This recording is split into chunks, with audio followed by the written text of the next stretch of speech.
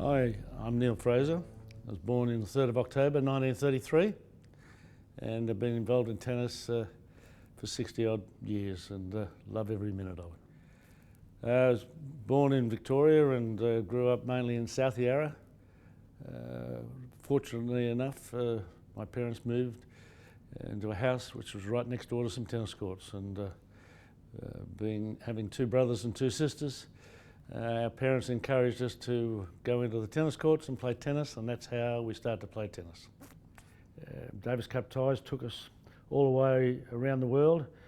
As a player, I played not many ties because I only played about 4 or 5 years, but as the champion nation, in those days you only played the one match a year, called the Challenge Round.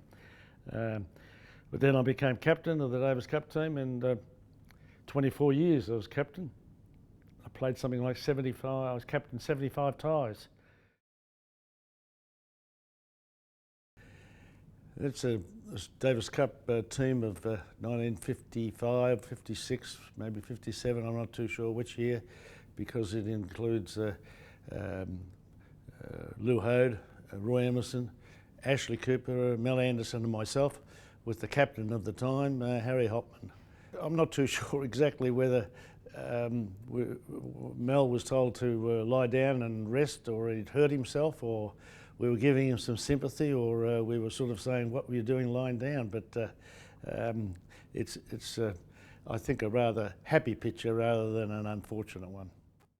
In 1973, we had to win our zone, which we did in Asian zone. And then in the semi-final we had to play Czechoslovakia, who won their section of the European zone. And these are the semi-finals of the 1973 Davis Cup. The Czechs, this one is they're going out onto the court. Jan Kodesh and followed by other team members, possibly going out for the opening ceremony. And this is Australians with Laver and Newcombe, followed by Rosewall and Mel Anderson going out. And this is at Kooyong, 1973, November. They had won through, we had won through our zone, they had won through the European zone, and the winner of it was to go over and play America in Cleveland. And then we went on to Cleveland and played the final against the Americans, who were the holders of the cup at that time, didn't have to win their zone. They was called the Challenge Round, and Australia played America in the Challenge Round in Cleveland. And that tie has very happy memories for me, for many reasons. It was the first indoor Davis Cup final ever, and it was played in Cleveland in the middle of winter, in early December.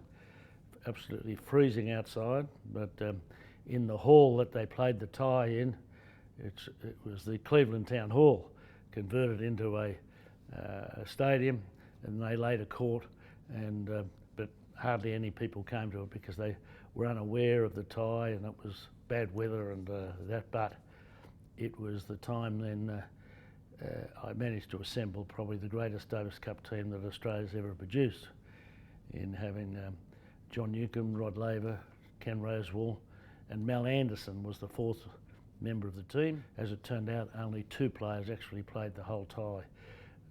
Laver and Newcombe played the singles, and they teamed up for the doubles as well, and they managed to win all the matches, and we defeated America 5-0, and we got the Davis Cup back to Australia, which we thought was its rightful place.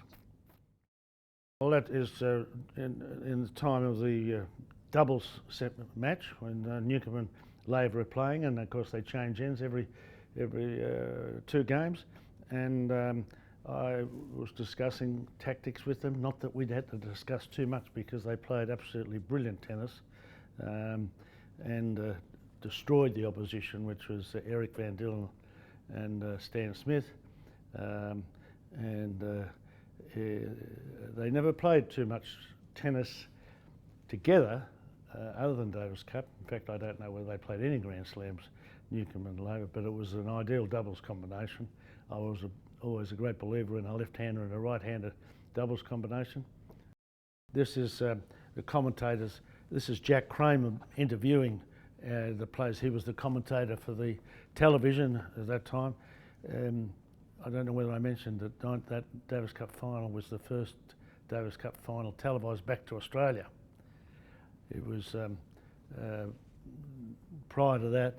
It was in 1955 when we played Davis Cup over there. It was only on radio. There was no television, and so this is Jack Kramer. I'm not too sure. This would have been a commentator from the network that broadcast the American network, and this is Laver and Newcombe being interviewed afterwards. And this is a press for the newspaper people. You can see it's just set up in a room and a table, and there's no facilities for the journalists or that to have like they have nowadays, set particular rooms where you go to. And I'm even standing up at the back. I don't even have a chair to sit down on. Laver and Newcombe are discussing the match, and the various press people from around the world, very few from around the world I should say, mainly Australian and Americans that would do the interviewing. That's a Davis Cup tie in New Zealand, and obviously this company lent us a car to drive around in, and they wanted some publicity or promotion for it, and that's myself standing by the car with Davis Cup players of Alexander and Edmondson and Phil Dent in the background, casual photograph, but that'll be staged, I would think, with the idea of repaying the gentleman who lent us the car to whatever value he could get out of it. This one is it's possibly in Australia because there's too many players involved there. We've got Peter McNamara, Tony Roach, Brad Jewett, John Newcombe, Ross Case, and in the front with myself is Jeff Masters. The blonde-headed boy in the middle is Ray Kelly. Brad Druitt eventually became president of the ATP, the Association of Tennis Professionals. This one is a Davis Cup tie in Hobart, and it's Jim Antic sitting in the background with the white hat on as the referee, and it's Tony Roach playing there, or sitting there having a rest in between, and it's I can well remember the match because we were playing Indonesia, Hobart's first Davis Cup tie ever, up at the Domain, and Indonesians were not too keen on playing on grass or that, and they're a little bit out of their depth, and Tony Roach was playing well, and he won the first set 6-love, and change of ends, he hardly lost a game at the second set, and I said to him, well, Tony, I'd like you to keep it up. I've never sat and watched a Davis Cup tie where someone's won it 6-love, 6-love, 6-love, and he duly fulfilled that task and won 18 games straight, and it doesn't happen too often in Davis Cup. That's Ramanathan Krishnan, an Indian player. We became very good friends, even though I beat him in the semi-finals at Wimbledon the year I won the singles in 1960.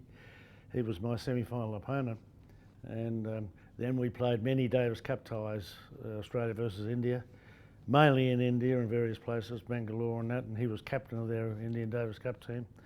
And then later on in life, we played a lot of tennis together in the senior circuit, and we had a lot of fun.